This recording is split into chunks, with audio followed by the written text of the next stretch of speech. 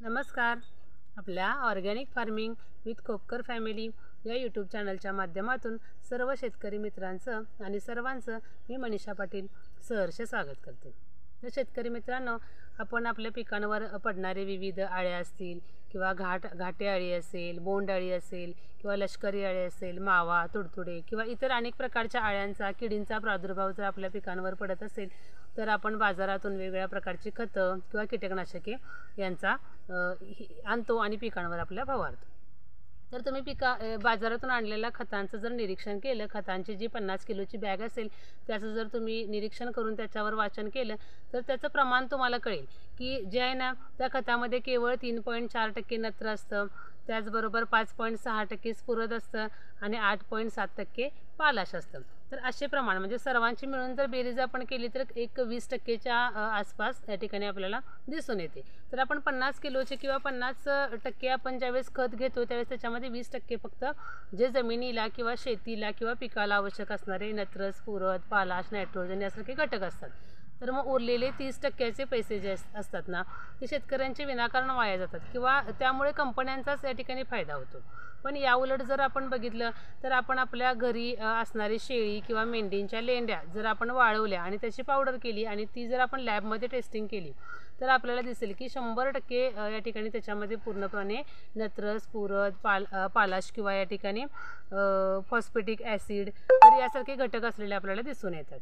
म्हणजे काय तर नैसर्गिक संसाधनं जे असतील किंवा आपल्या घरच्या घरी जे असणारे सेंद्रिय पदार्थ असतील, शेणखत किंवा लेंडी खत, कोंबडी खत, त्याचबरोबर हिरवळीचे खत, तर यासारख्या खतांचा जर आपण वापर केला तर त्याच्यातून आपल्याला 100% या ठिकाणी नत्र, स्फुरद, पालाश किंवा पिकांना आवश्यक असणारे घटक या खतांमधून आपल्याला मिळत असतात.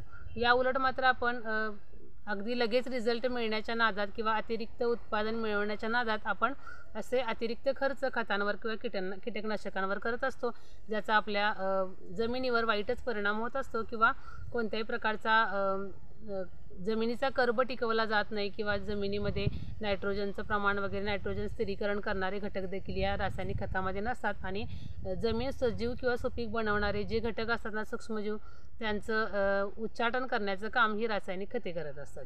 तर सर्व शेतकरी बांधवांना या ठिकाणी माझी अशी विनंती आहे की घरच्या घरी अगदी नैसर्गिक संसाधनापासून आपण अनेक आपल्या आसपास किंवा बांधावर असणाऱ्या अनेक झाडांच्या पाल्यांपासून आपण अनेक औषधे बनवू शकतो जे आपल्याला माहिती नसतात आणि त्याचा वापर करून शेती अगदी कमी खर्चाची करू शकतो.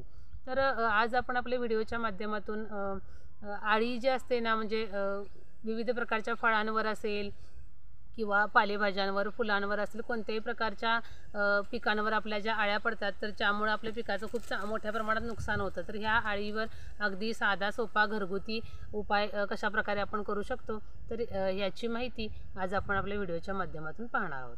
तर हे अळीनाशक बनवण्यासाठी आपल्याला साहित्य काय काय लागणार आहे तर असं हे जे साहित्य आहे ना, आपण आता थंडीच्या दिवसामध्ये बाजरीची भाकरी खातो तर बाजरीमध्ये भरपूर प्रमाणात या ठिकाणी फायबर असतात किंवा मोठ्या प्रमाणात मुख्य जीवनसत्वे असतील, मॅग्नेशियम, कॅल्शियम, पोटॅशियम, मॅंगनीज, त्याचबरोबर अनेक असे मुख्य जी मायक्रोन्यूट्रिएंट्स आहेत ना, जी आपल्याला बाजरीमध्ये असलेली दिसून येतात, जे आपल्या शरीरासाठी देखील चांगले तसेच देखील ती पिकासाठी किंवा अळीवर देखील आपण या बाजरीच्या पिठापासून तयार झालेलं अळीनाशक तयार करून वापरू शकतो. हे अळीनाशक या ठिकाणी तयार करण्यासाठी आपल्याला लागणार आहे बाजरीचं पीठ. तर हे बाजरीचं पीठ आपल्याला 1 किलो लागणार आहे. मी हे प्रमाण दाखवण्यासाठी फक्त घेतलेलं आहे. तुम्ही 1 किलो हे पीठ घ्यायचं आहे. त्यानंतर अशा प्रकारे तेलाचा वगैरे जर पत्र्याचा डबा आपल्या घरी जुना वगैरे रिकामा असेल तर हा घट्ट टोपण असणारा हा तेलाचा पत्र्याचा डबाच पत्र्याचाच डबा घ्यायचा आहे, दुसऱ्या कोणत्याही धातूचा डबा घ्यायचा नाही आहे. 1 किलो बाजरीचं पीठ आपल्याला घ्यायचं आहे.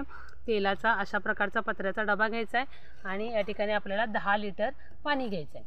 10 लिटर पाणी, 1 किलो बाजरीचं पीठ आणि आपल्याला घ्यायचं आहे पत्र्याचा डबा. तर हे बाजरीचं 1 किलो पीठ जे आपण घेतलेलं आहे ना, तर ते 10 लिटर पाण्यामध्ये अगदी चांगल्या प्रकारे मिसळून घ्यायचं आहे. आपल्याला पूर्णपणे त्याच्या गुठळ्या निघून गेल्या पाहिजेत अशा प्रकारे हे मिसळून घ्यायचं आहे आणि आपल्याला हे सर्व मिश्रण पत्र्याच्या डब्यामध्ये ओतायचं आहे. पत्र्याच्या डब्यामध्ये ओतल्यानंतर त्याचं टोपण घट्ट लावायचं आहे आणि ज्या ठिकाणी थंड असेल किंवा जमिनीमध्ये गारवा असेल अशा ठिकाणी खड्डा काढून हा डबा आपल्याला 50 दिवस पुरून ठेवायचा आहे. 50 दिवस पुरून ठेवल्यानंतर 51व्या दिवशी आपण हा डबा बाहेर काढायचा आहे आणि याच्यापासून आपल्याला सर्व प्रकारच्या आळ्यांचा निपटारा करण्यासाठी किंवा सर्व प्रकारच्या आळ्यांवर नियंत्रण मिळवण्यासाठी लागणारं औषध किंवा सेंद्रिय औषध जे आहे ना ते तयार झालेलं असेल। तर हे औषध जे आहे ना आपण 3 ते 4 वेळेस पिकांवर फवारायचं आहे आणि फवारण्याचं जे प्रमाण आहे तर ते प्रमाण 16 लिटरच्या पंपासाठी आपण 30 ते 40 मिली हे प्रमाण किंवा हे मिश्रण जे आहे ना तयार झालेलं, तर 30 ते 40 मिली मिश्रण 16 लिटरच्या पंपामध्ये मिसळून आपण पिकांवर 3 ते 4 वेळेस त्याची फवारणी करायची आहे। त्यामुळे सर्व प्रकारच्या आळ्या ज्या असतील ना तर त्याचा चांगल्या प्रकारे त्याच्यावर नियंत्रण मिळवण्यास आपल्याला नक्कीच यश येईल। तर सर्वांनी अशा प्रकारचं औषध तयार करावं घरच्या घरी कमीत कमी खर्चामध्ये आणि आपल्या पिकांवर वापरून चांगल्या प्रकारे कमी खर्चामध्ये शेती करण्याचा प्रयत्न करावा। धन्यवाद। तर अशाच प्रकारचे नवनवीन माहिती देणारे माझे व्हिडिओ जर आपल्याला आवडत असतील तर कृपया चॅनलला सबस्क्राईब करा, व्हिडिओला लाईक करा, शेअर करा आणि बाजूचं बेल आयकॉन दाबायला विसरू नका।